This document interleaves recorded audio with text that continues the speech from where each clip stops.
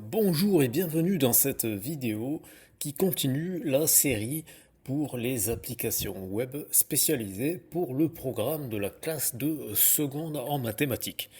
Alors aujourd'hui, on va s'occuper de la partie représenter algébriquement et graphiquement les fonctions. Donc vous avez le lien ici vers le programme officiel qui vous permet de voir exactement quels sont les attendus du programme, quelles sont les connaissances que vous devez à établir, quelles sont les choses que vous devez savoir et quelles sont les choses que vous devez savoir faire. Et donc, c'est le but de cette application. Alors, on va parcourir cette application. Donc, vous avez les différentes définitions. Évidemment, ça renvoie à titre d'exemple à des fonctions de référence, mais aussi il y a d'autres fonctions. Donc ici, premièrement, la définition d'une fonction avec la notion d'intervalle de définition, la notion d'ensemble d'arrivée, la notion de réunion finie d'intervalles, la notion de courbe représentative et quelques exemples comme par exemple cette fonction polynôme du second degré f de x égale x carré moins 3x plus 1 ou cette fonction inverse 1 sur x moins 2 avec la valeur 2 qui n'est pas dans le domaine parce qu'on ne peut pas diviser par 0 ou la fonction racine de x plus 1 qui démarre à partir de moins 1. Ensuite, vous devez savoir exploiter la relation y égale f de x, c'est-à-dire la relation qui permet de tracer la courbe représentative de la fonction. Ici, vous avez plusieurs exemples. Donc, cette courbe, c'est la fonction f de x égale x carré moins 2, donc c'est une fonction parabole, une fonction du second degré. Ensuite, vous avez une fonction affine, donc c'est une droite. Vous avez une fonction cubique, la fonction racine carrée et la fonction inverse. Vous pouvez tester différentes valeurs et vérifier si le point appartient à la courbe ou pas. Vous avez notamment la modélisation dans des problèmes de physique, des problèmes concrets, comme par exemple si on lance un objet verticalement depuis le sol, on va avoir une parabole comme ceci. Ensuite, on a les propriétés des fonctions, les propriétés de parité. On dit qu'une fonction est paire si f de moins x est égal à f de x. Et géométriquement, graphiquement, ça se traduit par rapport à une symétrie axiale d'axe OY, c'est-à-dire l'axe des ordonnées. Donc là, on peut bien le voir avec cette courbe-là. On a plusieurs exemples. On a la fonction x au carré, la fonction x à la puissance 4, la fonction cosinus, la fonction valeur absolue.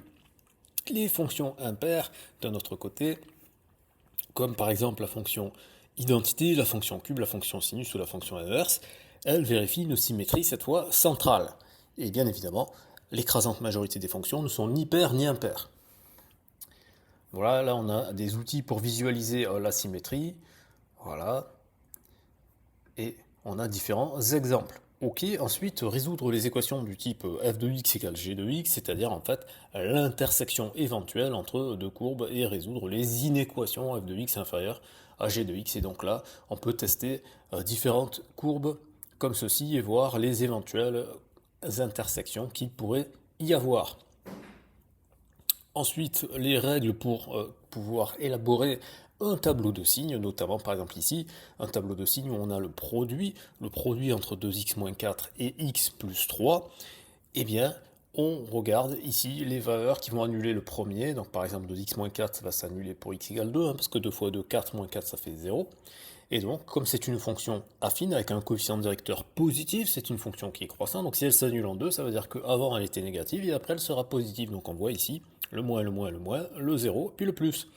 Et pour x plus 3, eh ben c'est pareil, sauf que le point qui annule, c'est moins 3. Et ensuite, on applique la règle du produit.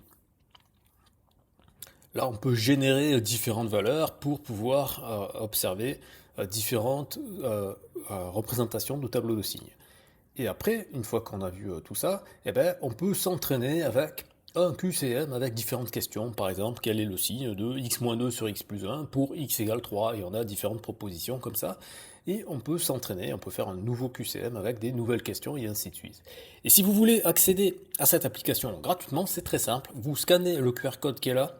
Ça, c'est l'option numéro 1. Vous allez remplir un formulaire Google et vous allez donner vos informations pour que je puisse vous envoyer le lien. Et sinon, si vous voulez directement passer aux choses sérieuses, vous pouvez scanner ce QR code qui est là et choisir un créneau qui vous convient pour avoir le droit de bénéficier d'une séance gratuite.